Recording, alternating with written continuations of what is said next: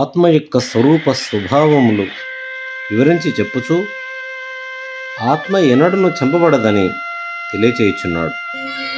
ఏనం వేత్తి హంతారం యశ్చైనం మన్యతే హతం ఉభౌ తౌ న విజానీతో నాయం హంతి నహన్యతే. అర్జున, ఎవడు ఈ ఆత్మను చంపుదానినిగా ఎరుగునో లేక ఎవడు చంపబడువానినిగా భావించునో వారు ఇరువురును వాస్తవం ఎరిగినవారు కాదు. యథార్థముగా ఈ ఆత్మ దేనిని చంపటలేదు, దేని చేతను చంపబడుట లేదు. న జాయతే మ్రియతే వా కదాచిత్ నాయం భూత్వా భవితా వా న భూయః అజో నిత్య శాశ్వతోయం పురాణో న హన్యతే హన్యమానే శరీరే. ఈ ఆత్మ ఎప్పుడూ పుట్టుట లేదు, ఇది వరకు లేకుండి మరల కొత్తగా కలుగువాడు కాదు. ఇతడు జనన మరణములు లేనివాడు, శాశ్వతుడు, పురాతనుడు. శరీరము చంపబడినను ఆత్మ చంపబడుట లేదు.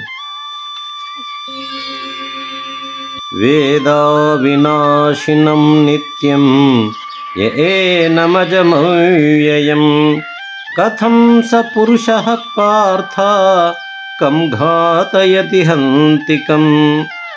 అర్జున, ఈ ఆత్మను ఎవడు జనన మరణములు లేనివానిగను నాశరహితునిగను నిత్యునిగను ఎరుంగునో అట్టివాడు ఎట్లు ఒకనిని చంపించగలడు? ఎలా తాను చంపగలడు?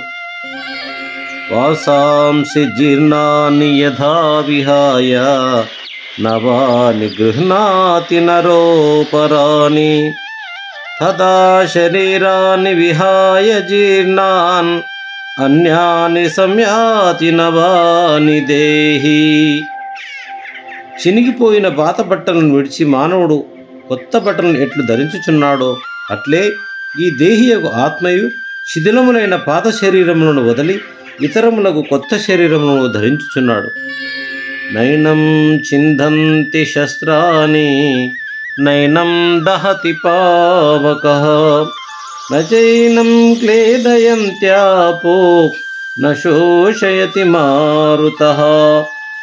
ఈ ఆత్మను ఆయుధములు ఏవీను ఛేదింపజాలో, అగ్ని దహింపజాలదు, నీరు తడపజాలదు, గాలి ఎండింపజాలదు. అచ్ఛేద్యోయమదాహ్యోయం అక్లేద్యో అశోష్య ఏవ చ నిత్యః సర్వగతః స్థాణుః అచలోయం సనాతనః. ఈ ఆత్మ ఛేదింపబడజాలడు, దహింపబడజాలడు, తడుపబడజాలదు, ఎండింపబడజాలదు. ఇతడు నిత్యుడు, సర్వవ్యాపి, స్థిరస్వరూపుడు, నిశ్చలుడు, పురాతనుడు. అవ్యక్తోయమచింత్యోయం అవికార్యోయముచ్యతే తస్మాదేవం విదిత్వైనం నానుశోచితుమర్హసి. అర్జున, ఈ ఆత్మ ఇంద్రియములకు గోచరము కానిది, మనస్సుచే చింతింప శక్యము కానిది, వికారములు పొందింపతగనివిది అని చెప్పబడుచున్నది. కావున ఈ ప్రకారంగా తెలుసుకొని నీవు దుఃఖింపతగదు.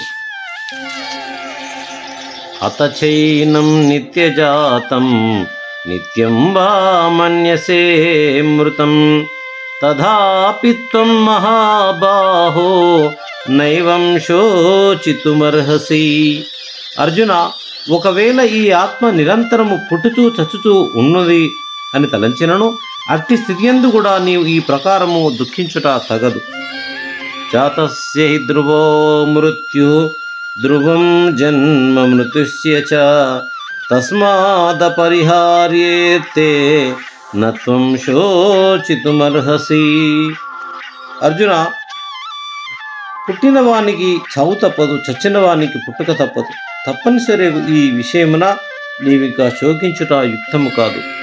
అవ్యక్తాదీని భూతాని వ్యక్తమద్యాని భారత అవ్యక్త నిధనాన్యేవా తత్ర కా పరిదేవనా. అర్జున, ప్రాణికోట్లన్నీ పుట్టుకకు పూర్వము కనబడకయు పుట్టిన పిదప కనపడును, మరణించిన పిదప మరలా కనబడక ఉంటున్నాయి. అట్టి వాని విషయమే శోకింపనేలా? మొదట కనబడక మరల కనబడి తిరిగి అంతరించిపో భ్రాంతి రూపమైన నీ దేహముల కొరకై దుఃఖింపవలయనేనని భావం, దుఃఖింప అవసరం లేదని భావం, లేక ఆది యందు ఏ అవ్యక్త రూపం కలిగి ఉన్నదో అట్టి అవ్యక్త రూపమే తిరిగి అంత్యమున ధరించుచుండా ఇక వీటికై శోకింపనేలా అని చెప్పుచున్నాడు భగవానుడు. ఓం నమో భగవతే వాసుదేవాయ. ఓం నమో భగవతే వాసుదేవాయ. ఓం నమో భగవతే వాసుదేవాయ.